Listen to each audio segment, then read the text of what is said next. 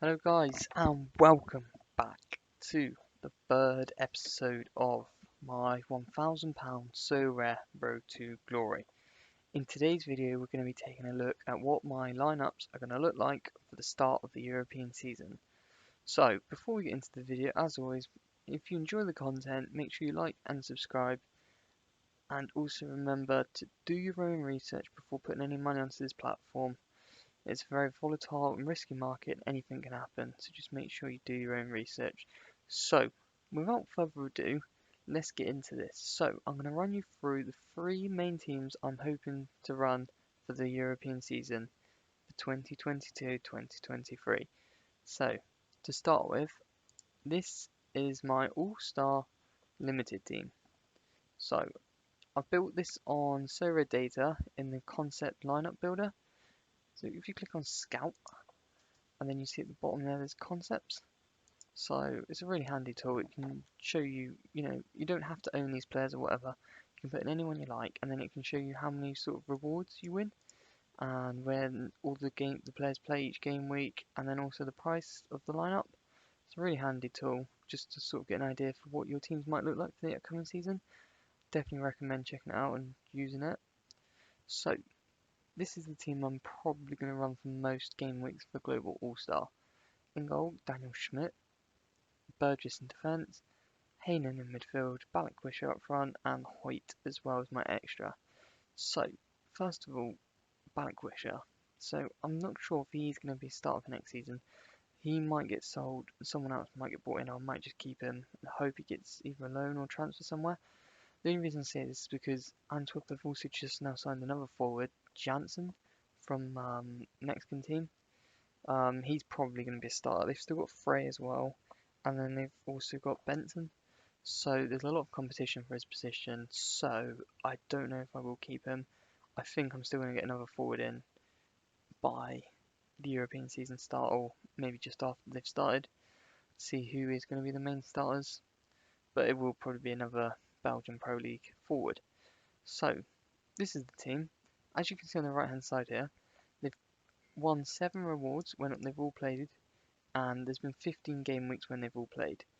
So they're sort of winning, every 2 weeks or every 2 game weeks or whatever, whenever they all play. So I'd say that's pretty decent. And then as I scroll down here, you can see the graph, and then it shows you what rank and how many points they get each game week when they all play. So as you can see, there's a lot of game weeks they get close to tier 3s. You get a couple tier 3s here and there. And then they have good game weeks. Sometimes you get tier 2, tier 2, tier 3, tier 3, tier 3.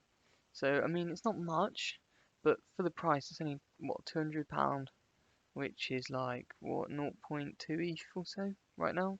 So it's not a lot. It's a really cheap team. You know, all the players in here are cheap. There's no standout quality players. I've sort of saved them from my other 2 teams, and I'll show you those in a second. But yeah, this will probably be my team for the All-Star each week. So, moving on, we've got the Challenger Europe team. So this one's a bit more pricey.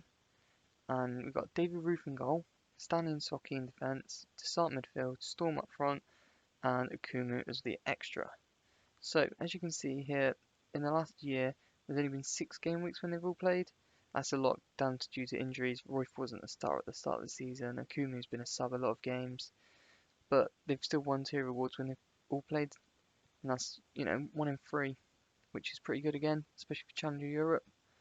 Again, these teams will sort of intertwine with each other, the All-Star and Challenge Europe.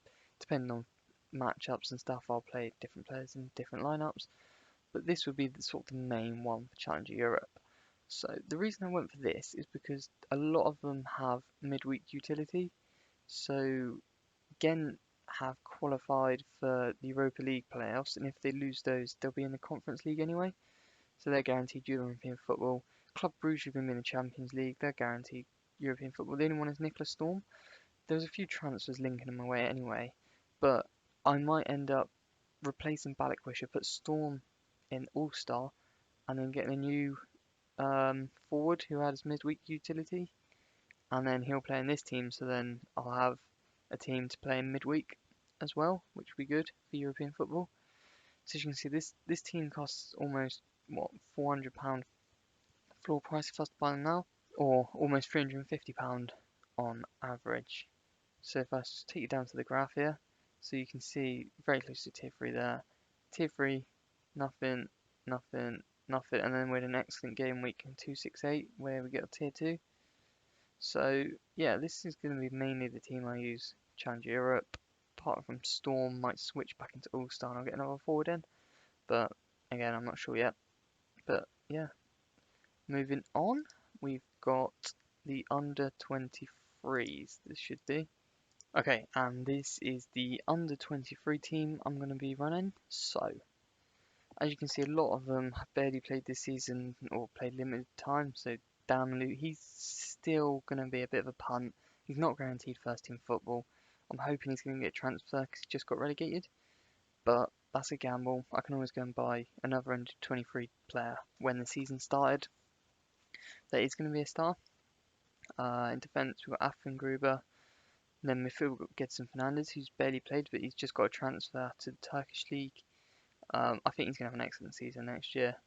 He's played really well for the last half of this season when he did transfer. I think he's going to be a really key player next season, and I think that sort of shows with his price at the minute. Next up, we've got Atkin, who I've already bought.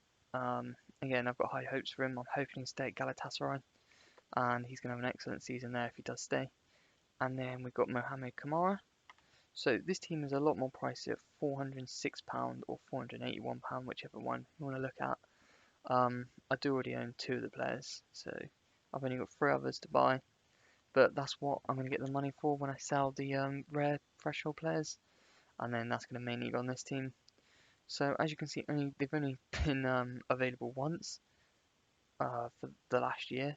That's due to obviously the goalkeeper not playing, Gedson Fernandes not playing. But yeah, I'm hoping next season most of them, if not all of them, will be starters. So I'm really hoping that. But they did actually win tier 3 in the only game they played. So it does show that when they do play, they can get good scores. So yeah, that's my under 23 team. I like to keep it sort of split by 2. So there's only Austrian league and the Turkish league. So this is just because I don't need to keep track of so many different leagues, and also the game weeks are most likely to play all going to be playing on the same game week if they're all from similar league, the same league, or only 2 leagues rather than like 5 leagues, and then they'll be playing God knows what weeks. But yeah, um, one more thing I wanted to mention is here this team, my Challenge Europe team. I've got a Ghent defender, Ghent goalkeeper, um, and then Ghent midfielder. So I just want to talk about stacking soon, and I don't know if that'll be in the next video or in the future. But if you want to hear about, stacking and why stacking's a good thing and what different types of stacking there are, I can talk about those, whether that's position stacking or team stacking, and then also how you should build your lineups. So with what type of players, if you play with attacking mids, if you want to play with like a defensive midfielder and an attacking midfielder as your extra, or if you want to play with 2 defenders as your extra, I can talk about that in the next video.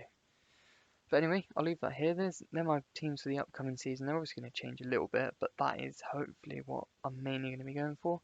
So as always, if you've liked this content and you want to see more, don't forget to like and subscribe. Comment down any questions you've got below.